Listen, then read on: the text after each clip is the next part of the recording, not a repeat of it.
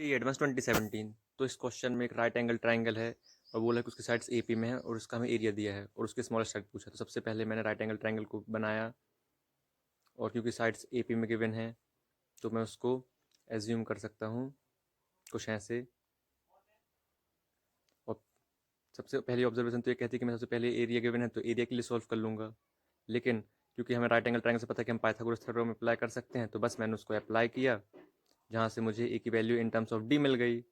बस तो फिर मैंने यहाँ इक्वेशन में पुट किया जहाँ से मुझे डी की वैल्यू प्लस माइनस टू मिल गई। अब क्योंकि बेस हाइपोटेन्यूज से बड़ा तो हो नहीं सकता, तो माइनस टू नेगलेक्ट हो जाएगा, जहाँ से मुझे डी की वैल्यू टू मिल गई। यहाँ से फिर हमें ए की वैल्यू भी मिल जाएगी जो कि आई 8। फिर मैंने स्मॉलेस्ट लेंथ के लिए दोनों वैल्यूज़ को पुट किया जहाँ से मुझे आंसर 6 मिल गया। लेकिन भैया जी किसने कहा कि साइड्स ए पी में है तो हम ऐसे ही एज्यूम कर सकते हैं? मैंने कहा बिल्कुल नहीं, आप ऐसे भी एज्यूम कर लो, बस यहाँ से एक दो स्टेप एक्स्ट्रा लगेंगे, लेकिन आंसर तो हम यहाँ से भी निकाल ही लेंगे।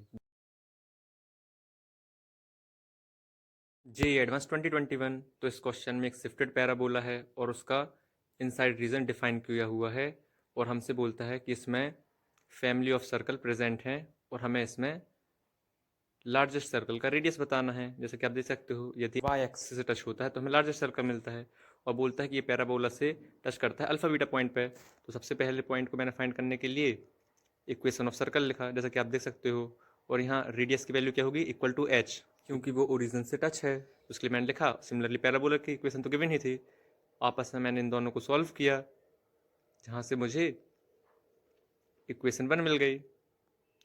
अब हम जानते हैं कि फॉर टेंजेंसी के लिए डी इक्वल टू 0 होना चाहिए क्योंकि सिंगल पॉइंट पर टच कर रहा है।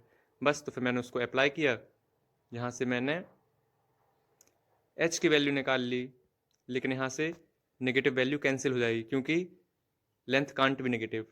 बस तो फिर पार्ट 2 में मुझे अब अल्फा फाइंड करना था जो कि पॉइंट ऑफ कॉन्टैक्ट है पैराबोला से।